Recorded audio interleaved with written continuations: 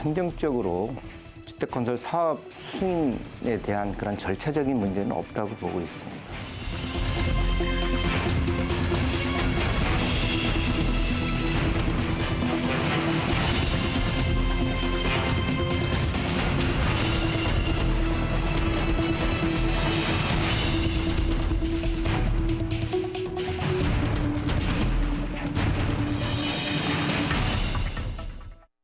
여러분 안녕하십니까? 경기와 인천 지역의 주요 현안을 집중 분석하는 인사이드 경인입니다.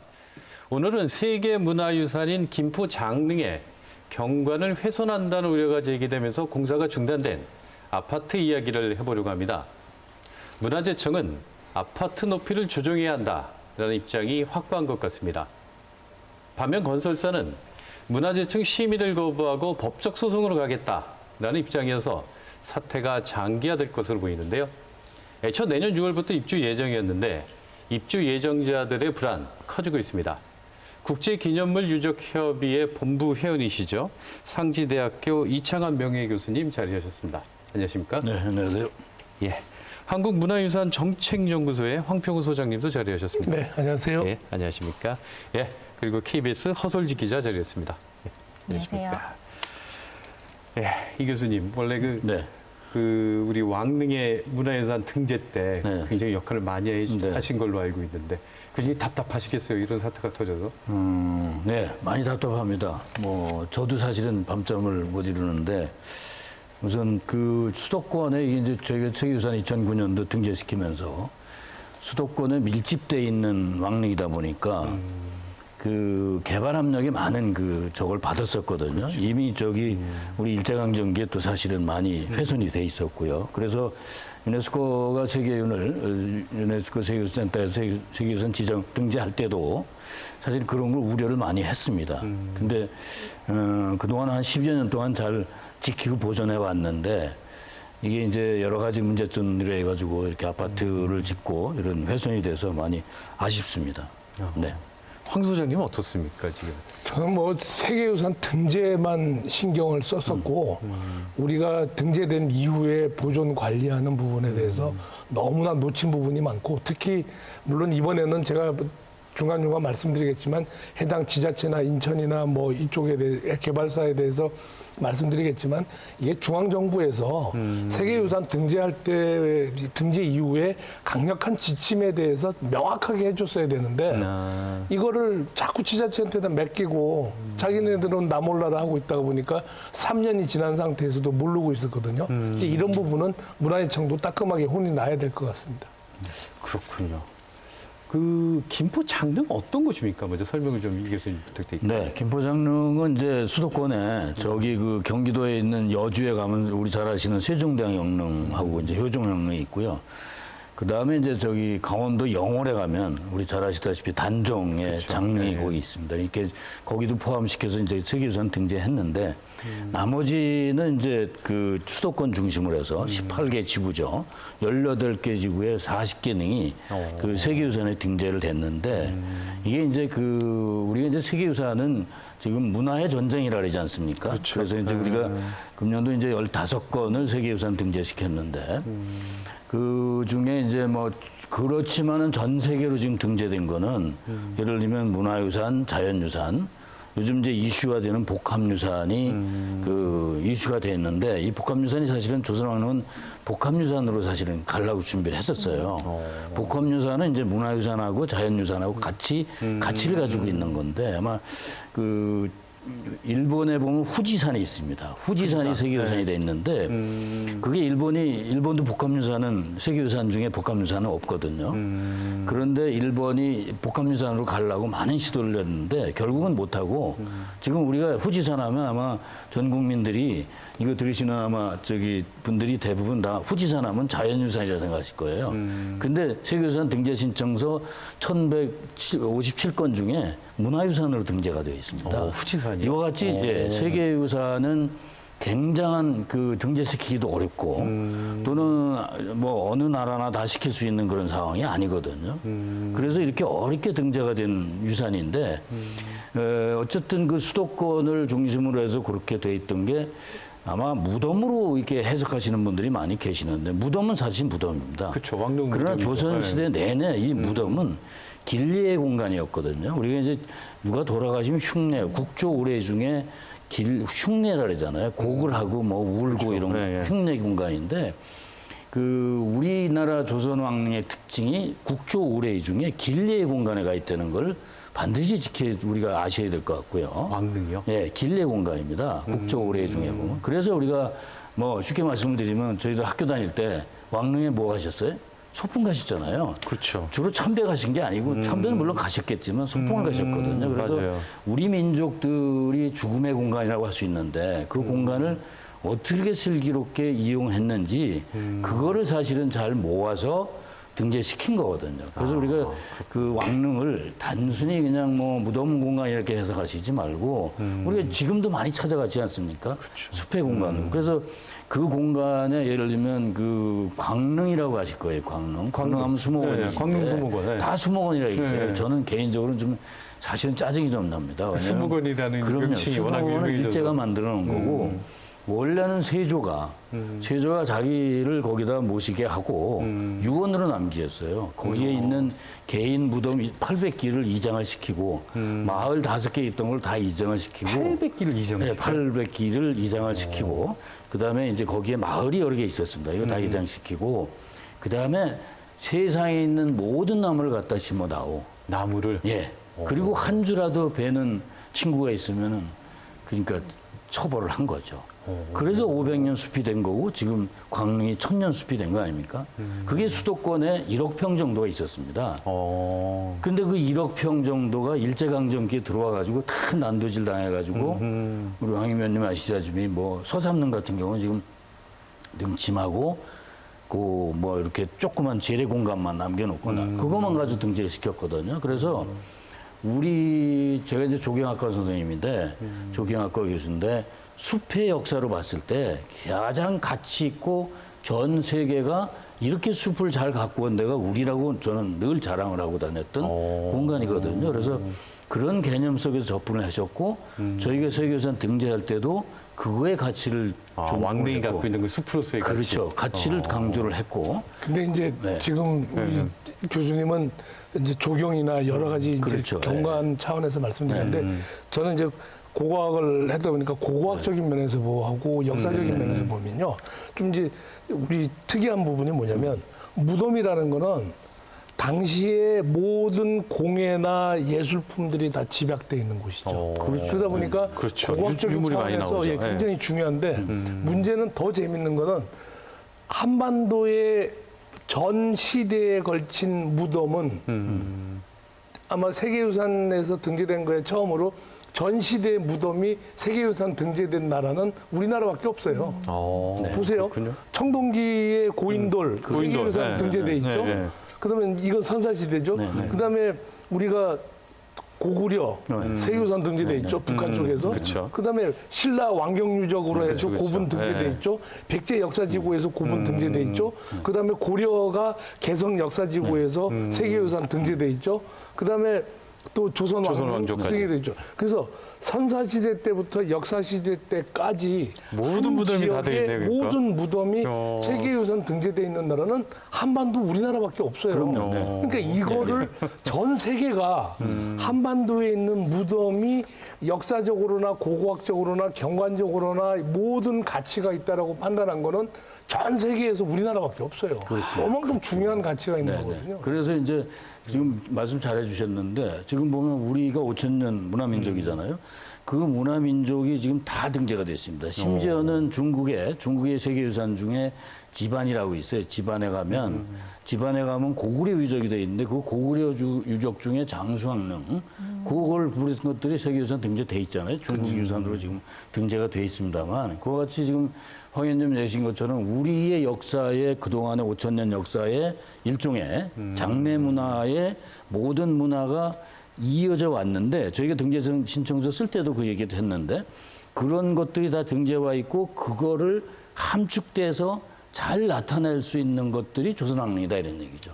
그렇군요. 그래서 지금 그 그러면 얘기하시는- 지금 네네. 김포 장릉은 누구의 무덤인가요? 여기는 이제 원종이라고 그 아마 인조반정 잘 아시죠? 예. 인조반정이 이제 광해를 몰아낸 예. 무슨 정치적인 건이잖아요. 정치적인 사건인데 광해를 몰아내고 나서 1620년도에 이제 자기가 인조가 왕이 되지 않았습니까? 예. 그 왕이 된 다음에 이제 뭐 선조의 이제 후손이지만 왕이 된 다음에 자기 자기 아버지. 조상을 잘 예. 모셔야 되잖아요. 우리 문화가. 그러니까 원래는 천장을 해서 온 겁니다. 다른 데에 있던 것을 인조반정 이후에 자기가 좋은 자리에 모시고 좋은 터에 모셔서 일종의 발복이라 하지 않을까? 후광이죠. 예. 후광을 좀 받겠다고 굉장히 신경을 써서 만들어 놓은 천장지의 장르이거든요. 그러니까 아마도 조선시대 40개 능 중에 모두가 다 그 시대를 대표하는 능이지만 그 시대 인조반정에 예를 들면 같이 관여했던 사람들은 그 자리를 찾기 위해서 엄청난 노력을 했을 거고요. 또는 그런 흉수적인 경관이나 이런 노력들을 많이 했을 거라든요. 그래서 그런 면에서 예를 들면 뭐 역사적인 가치라든가 경관적인 가치를 가지고 있다 이렇게 보시면 될 것 같습니다. 근데 지금 문제가 된 거는 예. 왕릉 자체의 문제가 아니라 왕릉에서 바라볼 때 그 계양산이 보이느냐? 네. 이게 지금 경관을 그렇죠. 해친다 이렇게 된 네네. 거잖아요. 근데 이게 문화유산 등재될 때 그게 네. 중요한 요소였습니까? 그렇죠. 왜 중요하면 지금 경관하시는데 이제 요즘은 다른 외국도 보면 경관적인 가치를 경관 고고학이라고 얘기도 하는데 요즘 우리는 뭐 풍수라는 거 다 아시지 않습니까? 그렇죠. 풍수 경관이 있는데 이 풍수 경관은 동아시아는 다 그렇게 조형이 됐습니다. 뭐 중국에 가면 황제능이라든가 뭐 베트남의 무슨 능들, 태국에 뭐 심지어는 일본까지도 그런 우리가 보는 자연관이죠.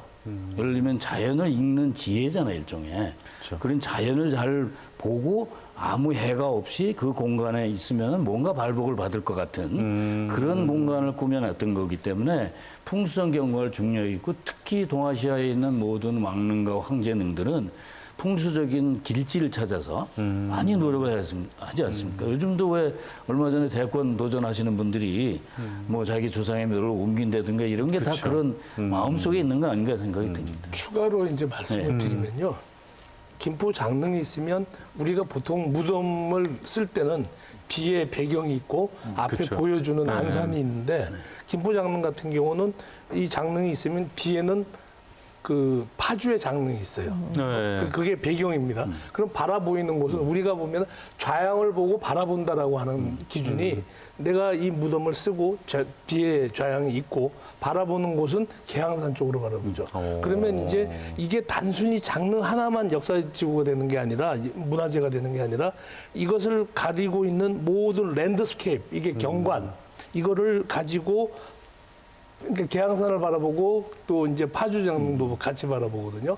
그런 차원에서 본다라면 우리가 보면은 뭐 세계유산인 예를 들어서 독일의 이제 쾰른 성당 같은 경우에 200m짜리 건물을 짓다가 세계유산 센터에서 건물만 지으면 쾰른 성당은 세계유산에서 해체시킨다라고 하니까 쾰른 씨가 얼른 안 지었어요. 근데 이런 거랑 마찬가지로 만약에 건물을 지었을 때 여러 가지 역사적인 가치까지 같이 포함된다면 건물 짓지 말라고 했으면 짓지 말았어야죠. 아, 그렇군요. 아파트가 어떻게 해서 이렇게 지어지게 됐는지 저희가 이제 토지 매매부터 주택 건설 사업 승인 그리고 공사 중지까지 과정을 영상으로 한번 정리해 봤습니다. 조선 왕릉이 무덤으로는 드물게 세계 문화유산으로 등재될 수 있었던 건 수백 년간 잘 보존된 숲 덕이 컸습니다. 그런데 바로 그 옆에 더 거대한 숲, 아파트 숲이 들어섰습니다. 원래 장릉의 일부였다는 계양산을 병풍처럼 막아섭니다. 이런 어색하기 짝이 없는 만남은 검단 신도시 부지가 지정된 2003년으로 거슬러 올라갑니다. 허가를 내준 인천 서구청 얘기를 들어봤습니다. 요게 이제 김포 장릉입니다. 그리고 그 문제가 되는 3개 아파트 단지는 이 지역입니다. 그 뒤쪽으로 검단 택지개발지구 예정지구 택지구 안에 이제 상업지역이 이렇게 계획이 돼 있고요. 뒤쪽으로 이제 공동주택 계획들이 돼 있습니다. 그리고 계양산 정상은 이쪽입니다. 제일 문제가 되는 곳은 문화재 보호구역인 500m 이내의 단지들. 경관적인 시야가 확보해야 돼야 된다는 그런 측면이 있는 겁니다. 500m가 문제가 되는 지역이 요 지역하고 요 지역입니다. 그래서 장릉 주변 500m 선이 이렇게 계획되어 있습니다. 안타까운 일이지만 절차적인 문제는 없다는 입장입니다. 그리고 2014년 8월에 사업 시행자인 도시공사가 김포시로부터 문화재 현상 변경 허가를 받았습니다. 그 이후에 도시공사가 토지를 매각을 했고 서구청에서 2019년에 이제 사업 승인이 나가게 됐습니다. 하지만 사업 승인을 내주기 2년 전에 이미 문화재 보호 기준이 강화된 상태였습니다. 2017년 1월에 그 문화재청에서 그 장릉 관련 현상 변경 기준을 강화하게 됩니다. 그래서 그 20m 이상 건축물에 대해서 이제 개별 심의를 받도록 이렇게 기준을 강화했는데 그 서구청 입장은 2014년 8월에 인천도시공사가 받은 현상 변경 허가가 유효하다고 보기 때문에 현재 그 3개 건설사에 대한 건설사업 승인은 절차적으로 정당하다고 보고 있습니다. 문화재청은 아파트 골조 공사가 다 끝난 올 7월에야 뒤늦게 공사 중지 명령을 내립니다. 건설사들과 입주 예정자들은 반발하며 법적 대응에 나섰습니다. 억장이 무너지는 거죠.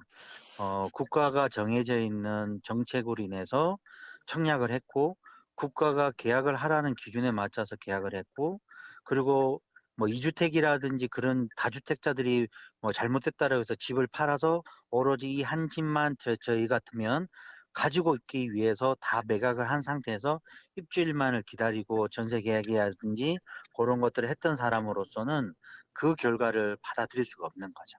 지금 문화재청장 고발 준비를 하고 있고요.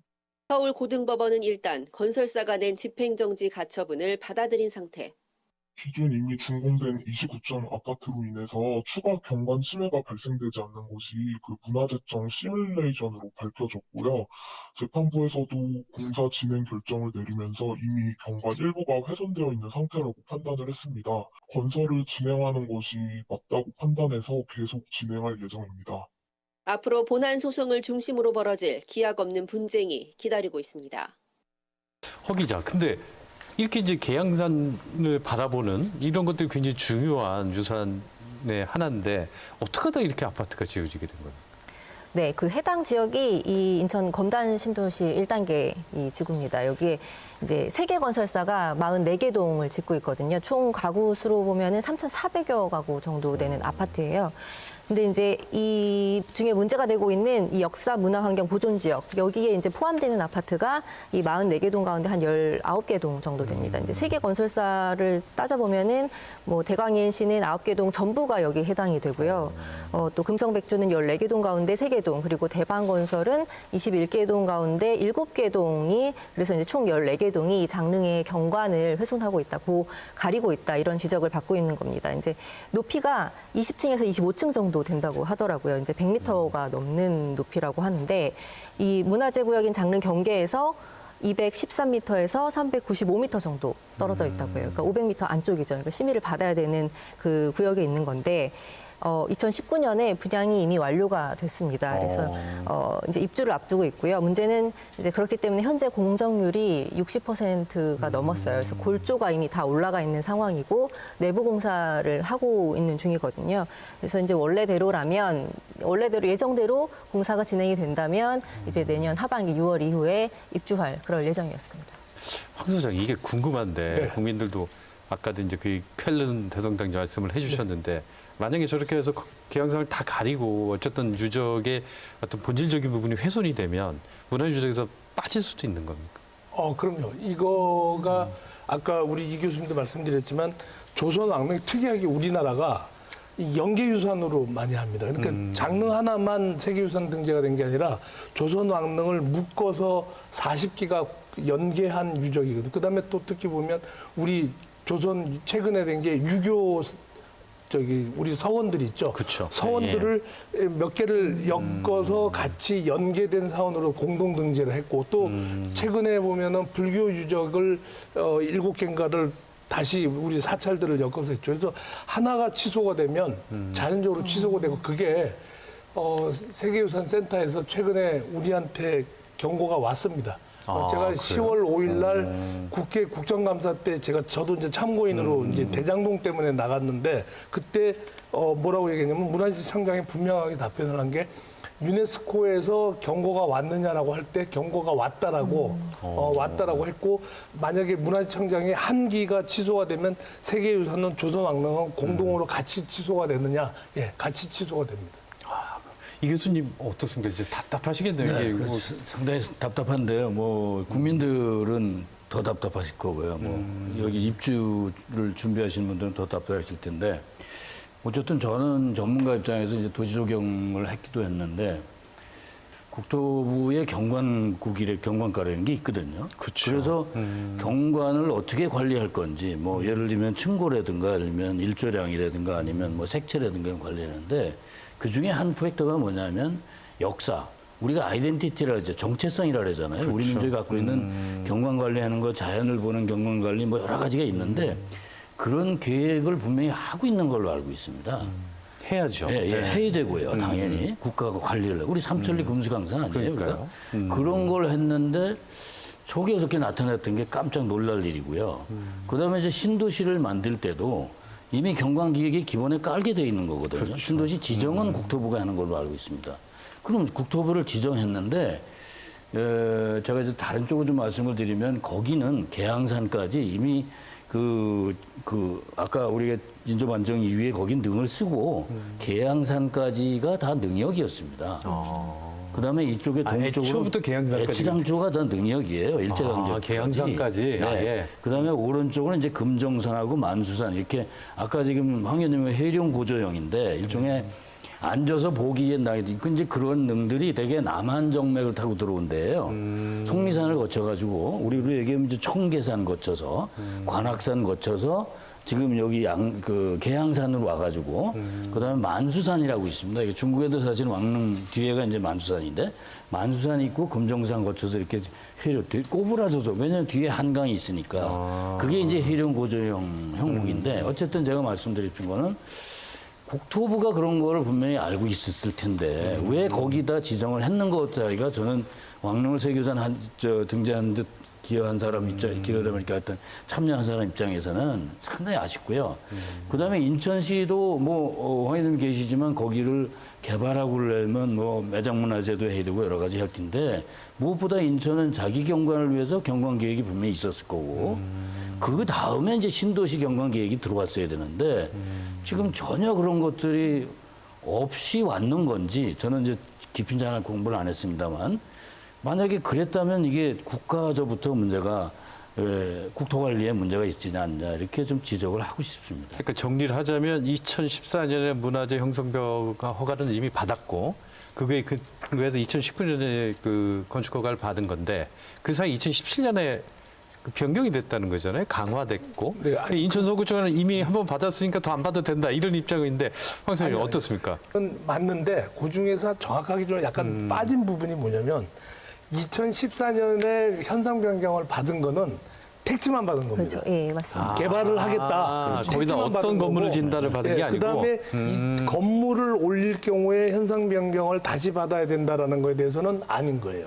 그러니까 그리고 오늘 제가 한번 좀 공개를 새롭게 해드리는 건데 2015년에 이 한번 보시면요.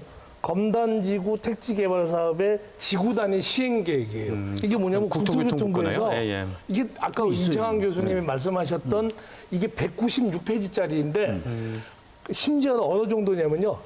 교외의 첨탑은 어떻게 만들어진다까지 아주 세세하게 규정돼요. 근데 이제 2015년도에 지침이 뭐가 돼 있냐면 여기 보시면 뭐라고 돼 있냐면 여기에 중간에 어떤 문화재 현상 변경이나 여러 가지 자료가 변경됐을 경우에는 문화재청으로부터 현상 변경을 받아라라고 돼 있어요. 자, 자, 그러니까 그다음 인천 이걸- 서구청은 한번 받았으니까 끝이다라고 했는데 아닙니다. 그때 이미 예. 추가로 받아야 그거는 상황에서는 서구만, 받으라고. 그 택지만 받은 거기 때문에 자 그다음에 이 지침에 보면요. 지금 요번에 나온 거 문화재청에서 뭐 몇 층은 깎아라 이렇게 있는데 아까 우리 이창환 교수님이 이게 화가 나신 부분이 지적하신 부분이 이겁니다. 건물을 질 때는 왕릉을 가리지 말고 보이게끔 지금. 아, 풍경선을 이렇게 중간에 비워두는 거네요. 그럼요. 예. 아. 이 지침이 2015년에 국토교통부에서 완전하게 지침을 내렸어요. 이 지침대로 하나도 안 했습니다. 아니 그러면 검단지구 이걸 한 인천 서구청에서 이걸 갖고 있었을 거 아니에요? 그렇죠. 그러니까 저는 그러면 건축 허가를 내줄 때 저렇게 풍경이 보이도록 계양선이 보이도록 이걸 고의적으로 전 누락했다라고 생각을 하고 있고요. 그다음에 또 결정적인 거는 뭐냐면 2017년 9월에 인천도시개발공사가 땅을 다 판매를 합니다. 이제 택지를 그렇죠. 가지고 네. 택지를 다 판매할 때 뭐라고 얘기하냐면 분명하게 AA12-2 이 블록입니다. 여기는 세계유산 장릉이 또 사적으로 202호에 지정이 돼 있고 세계유산으로 등재가 돼 있기 때문에 이 택지에서 건물을 질 경우에 김포시청을 경유해서 문화재청의 현상 변경을 받아라. 그러니까 여기 뭐냐면 인천도시개발공사가 뭐라고 공고문에 그렇게 나와 있어요. 김포시청을 경유해서 그다음에 그러니까 그 문화재청의 현상 변경을 받아라라고 돼 있어요. 그다음에 그리고 나서 이제 2017년에 이제 문화재청에서 이 4-1 구역으로 해가지고 지금 여기 보이시지만 원래 이렇게 둥그렇게 있다가 요 부분이 4-1 구역으로 추가가 되는데 이 추가가 되는 게 뭐냐면 20층 이상을 지을 때는 심의 받아라라고. 그러니까 국토교통부와 인천도시개발공사와 문화재청이 협의해서 이걸 법을 강화를 시켰어요. 그런데 여기서 이제 인천 서구는 뭐라 그러냐면 이거를 왜 했는데 통보를 안 해주냐라고 통보를 아까 그렇게 얘기하셨습니까? 근데 이게 잘못된 게 뭐냐면 우리 알다시피 인천 서구가 조례 개정을 하면 전 서구 주민들한테 통보 다 해주나요? 관보 게시하면 끝이에요. 그리고 법이 바뀌면은 관보 게시하는 거예요.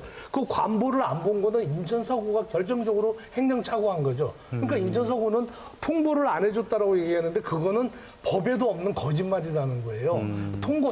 관보 게시했어요. 그다음에 또 인천도시개발공사는 뭐냐면 김포시청을 경유해서 문화재청의 현상 변경 받아라라고 공고문에 그렇게 돼 땅을 팔 때 그러면 이걸 누가 안 지킨 거냐 이렇게 보면 인천 서구 통보 안 해줬다라고 얘기하는 거는 행정의 서류도 절차도 모르는 정말 무지한 얘기고 통보 안 해줬다는 얘기는 좀 무지의 극치의 순간이고 그다음에 이 공고문대로 인천도시개발공사에서 건설회사들한테 땅을 팔 때 매각을 할 때는 이런 규정을 다 보여줬어요. 근데 안 한 거는 현장에 있는 개발업자들 이 사람들이 안 한 거죠. 그러니까 저는 또 그다음에 국토교통부는 지침을 다 만들어 놨어요. 이거를 다 만들어 놓고 하라라고 했는데 안 지킨 데는 누굴까? 저는 인천 서구가 분명히 문제가 있는 거예요. 그다음에 건설사들은 이거는 뭐 완전히 알고 배짱 부린 거죠. 그래서 저는 이 부분에 대해서 제가 굉장히 문화재 행정당국에 비판적으로 많이 지적을 하지만 이 부분만큼은 저는 인천 서구와 건설사들이 100% 잘못했다. 저는 이렇게 얘기합니다. 허솔지 기자 어떻습니까? 인천 서구청이나 건설사 입장 지금 황 소장님 굉장히 강하게 그쪽 과실 딱 찍어주셨던데 어떤 입장입니까?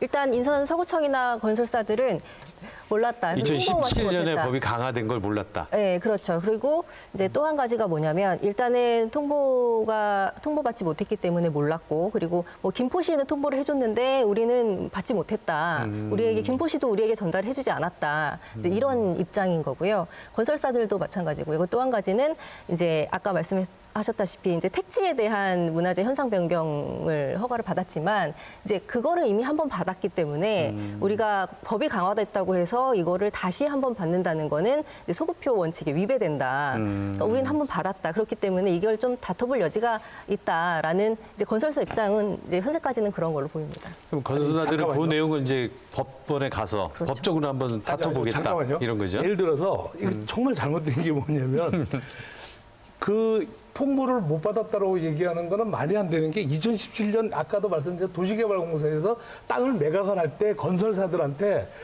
조건이 바뀌거나 문제가 어떤 현상이 바뀔 경우에는 김포시청을 경유해서 문화재청의 현상 변경을 받아라고 통보했어요. 근데 왜 통보 안 받았다고 거짓말하는 거고 그다음에 한 번 받았으면 안 되는데 아까도 말씀드렸지만 택지에 대해서 받았지만 그 건물이 올라가고 현상명령하는 건 국토교통부 지침도 있잖아요. 이건 받아야 되는 거예요. 내가 만약에 집을 하나 짓는데 2년 전에 건축 신고를 해놓고 2년 후에 짓는다고 생각해 보십시오. 그러면 다시 바뀐 조항에 대해서 받아야 되는 거예요. 그거는 건설사가 아니 이게 그냥 단독을 주택을 짓는 조그만 건설회사도 알고 있는 거를 중견건설회사가 이거를 몰랐다? 저는 제가 알고 있기로 중견건설회사는 법무팀이 있어요.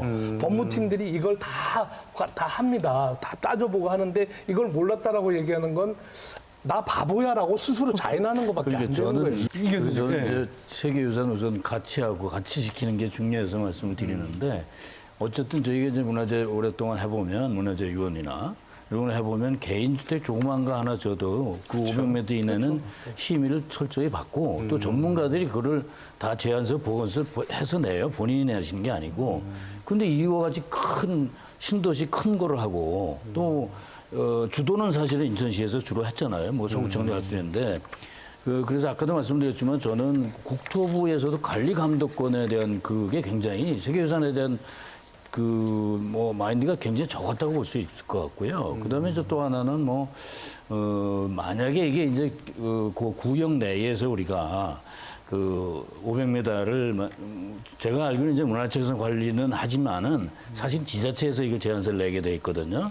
그 지자체가 절대적으로 어쨌든 책임은 있다고 보는데 어쨌든 문화청도 예를 들면 이렇게 될 수 있도록 많은 홍보를 했다든지 아니면 관리 감독도 좀 더 했어야 되지 않나 생각이 듭니다. 그래서 종합적으로 이제 보면 어쨌든 저는 그 국토를 관리하는 차원에서 세계유산을 관리하는 차원에서 문화재를 관리하는 차원에서 좀 더 디테일하게 좀 정리가 안 됐었던 것 같은 생각이 좀 듭니다. 네. 그러니까 어쨌든 입주 예정자들 굉장히 불안하겠어요. 당연히 불안하죠. 예. 어쨌든 해결이 좀 돼야 전체적으로 다 입주가 가능할 텐데 입주민들은 당연히 반발을 할 수밖에 없고요.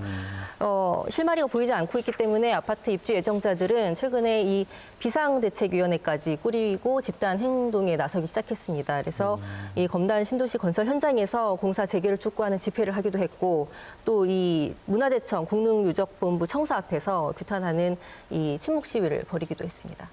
그리고 이제 문화재청이 인천 서구청하고 건설사를 고발을 했고 수사가 좀 진행이 되고 있어요. 네, 맞습니다.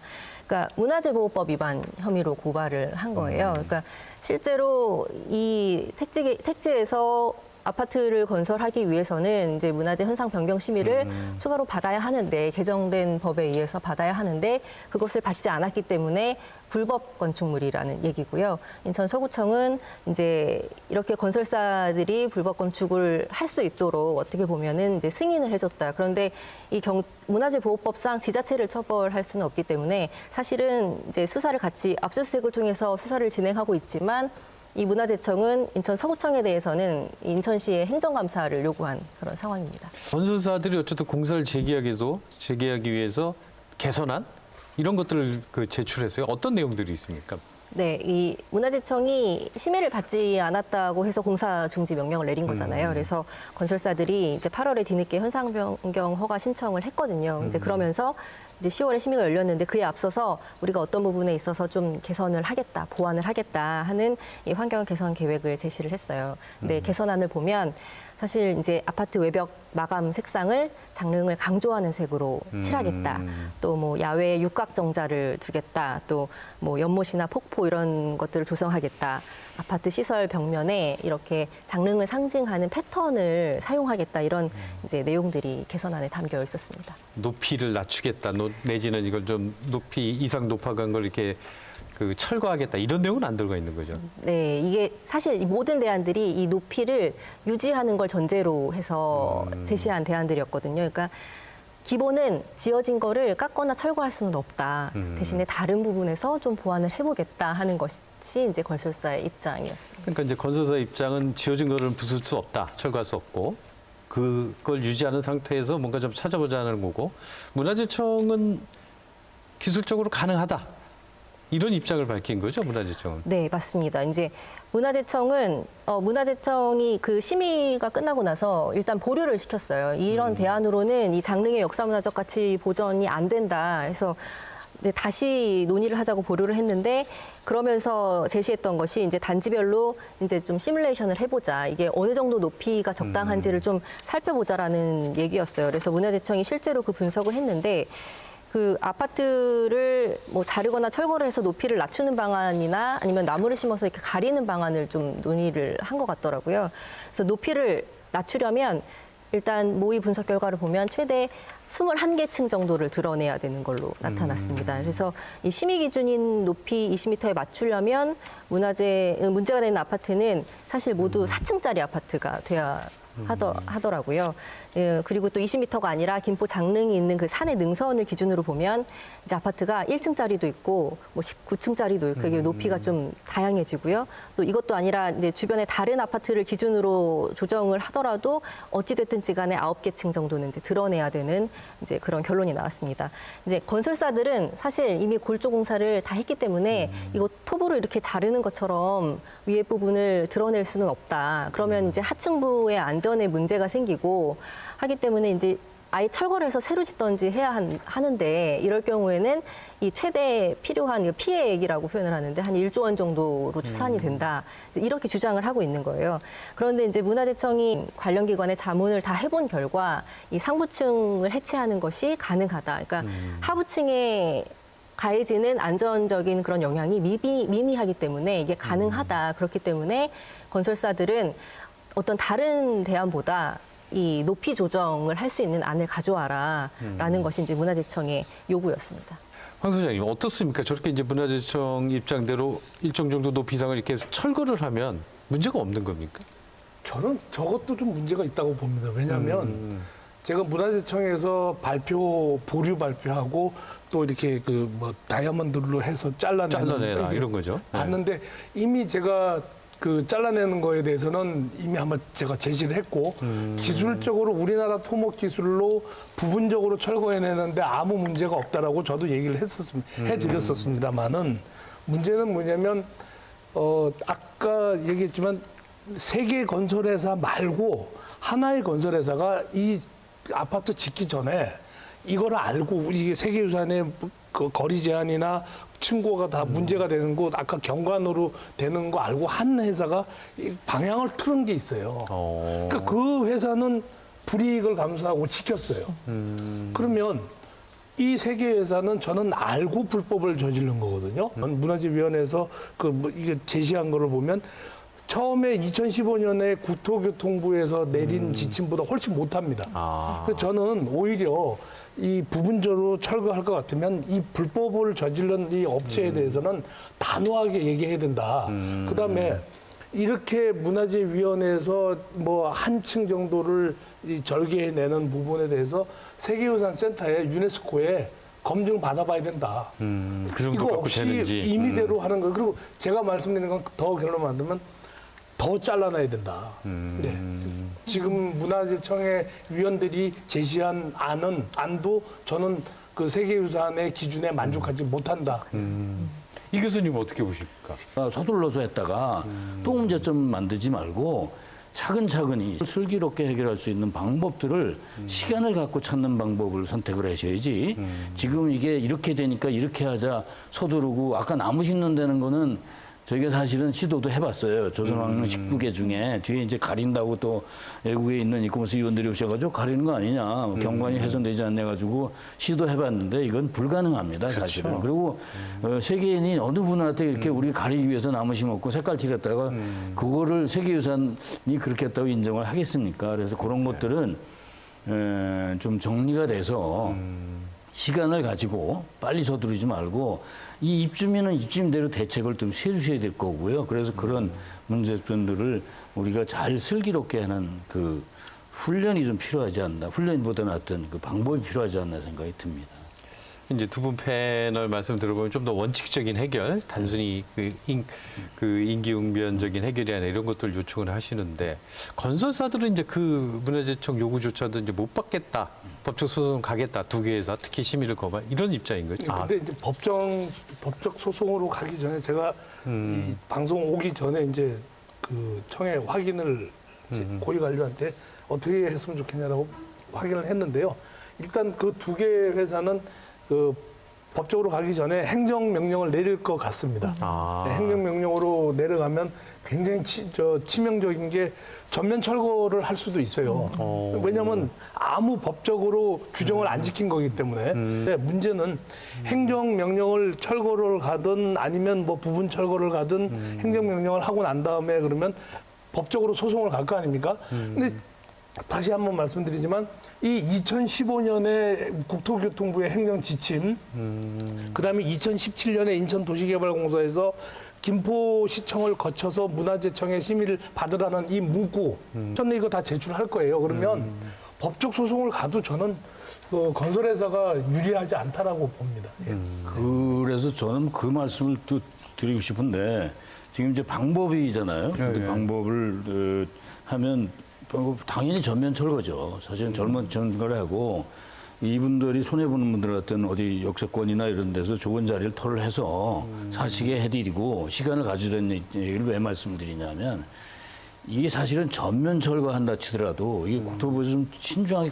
저건 잘했어요. 신중히 검토해야 된다는 게 과연 그 500m 환승병가 그 지역만 지금 저 안을 낸 건지 아니면 저걸 만약에 철거한다도 뒤에 또 신도시기 때문에 또 다른 게 장애가 될 수 있거든요. 시뮬레이션을 해봐야 되겠습니다만. 그래서 아까부터 말씀을 드린 게 전면 철거를 해서 가더라도 또 고려가 돼야 된다는 얘기죠. 그래서 그런 것들을 가지고 이미 앞에는 진행이 됐으니까 우리가 법적으로 안 되니까 신중하게 검토를 하면서 요걸 가지고 어떻게 해결할 수 있는 방법을 찾든지 아니면 전반적으로 그렇다고 지금 신도시 거의 가는데 일종의 법적으로 문제가 없었던 그냥 갈 수밖에 없잖아요. 그러니까 그걸 어떻게 처리할 건가를 고민을 하셔야 된다고 생각이 돼요.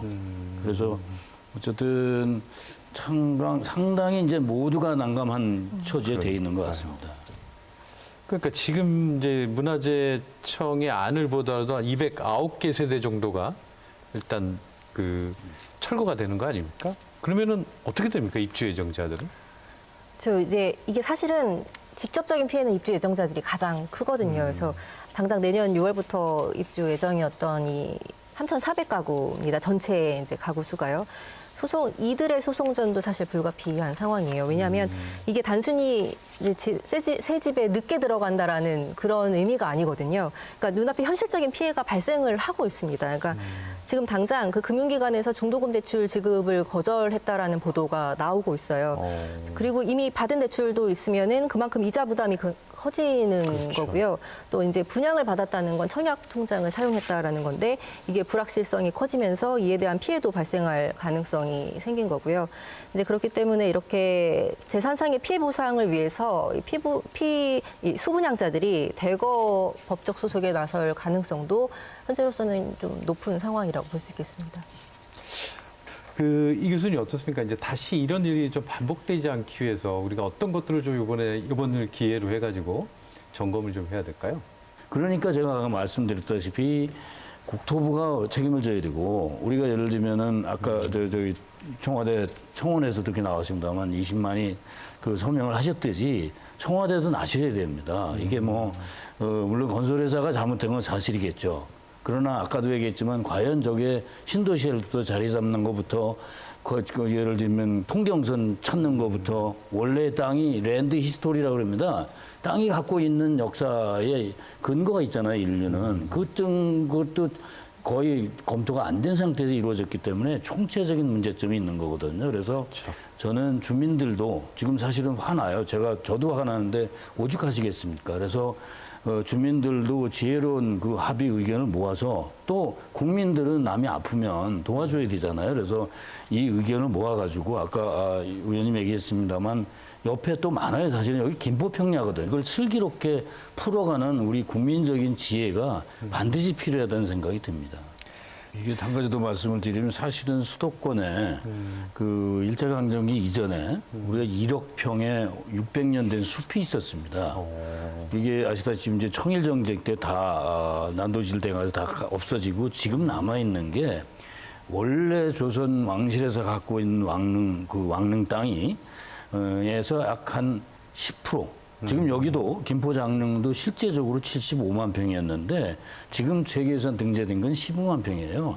그거를 이제 유네스코가 와서 관찰을 보시고 사무총장들이나 이런 분들을 우리 초빙해서 왔었잖아요. 보고 특히 강남 갔을 때 이렇게 개발 압력이 됐는데도 그 개발 압력이 강했는데도 보존하고자 하는 그 국민적인 정신, 우리 황 의원 같은 분들의 정신이 전 세계 세계유산 감이라고 체크까지 해주셨거든요.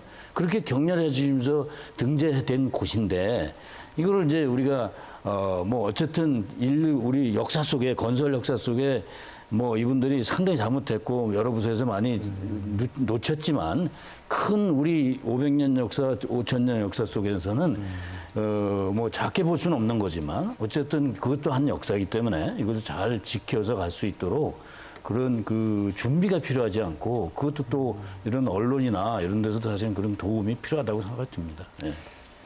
네, 허 기자는 어떻습니까? 이번에 이 사태 취재하면서 좀 문제다? 이런 것도 좀 개선했으면 좋겠다라고 말씀해 주시겠나요? 네.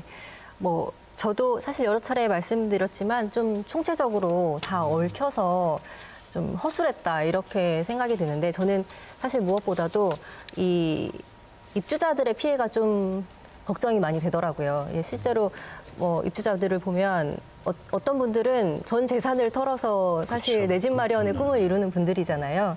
그런 분들이 입주만 기다리고 있으셨을 텐데 그분들 입장에서는 어떻게 보면 날벼락 같은 일이거든요. 그렇기 때문에 이게 지금은 사실 뭐 이 아파트를 철거할 거냐 아니면 높이를 낮출 거냐 또 뭐 앞으로 어떻게 할 거냐 여러 가지 그리고 뭐 네 잘못이다 내 잘못이다 이렇게 내탓 공방도 하고 있고 책임 회피를 많이 하고 있는데 이거 따지기 전에 이것과 함께 사실 입주자들의 피해를 어떻게 지금 최소화할 건지를 지금부터 논의를 해야 되는 시점이라고 생각을 해요. 그것은 이제 건설사의 몫이기도 하지만 사실 뭐 지자체나 여러 관계 기관들이 함께 머리를 맞대야 하는 부분이거든요. 그렇기 때문에 이 좀 책임 공방 그리고 어디서부터 잘못됐는지 이거를 풀어가는 것과 동시에 투트랙으로 입주자들의 피해를 좀 최소화할 수 있는 방안을 함께 좀 고민을 해 나가야 되지 않을까 저는 그렇게 생각하고 있습니다. 네, 오늘 그 세 분 패널 좋은 말씀 감사드리고요. 그 여러 말씀 주신 것처럼 이 굉장히 난맥상인데 이런 것들에 대한 슬기로운 해법 그리고 입주 예정자에 대한 피해 보상 이 부분도 좀 같이 신속히 마련됐으면 좋겠네요. 예, 오늘 말씀 고맙습니다. 고맙습니다. 수고하셨습니다. 네, 오늘 인사이드 경인 여기까지입니다. 다음 주에는 더욱 알찬 내용으로 찾아뵙겠습니다. 고맙습니다.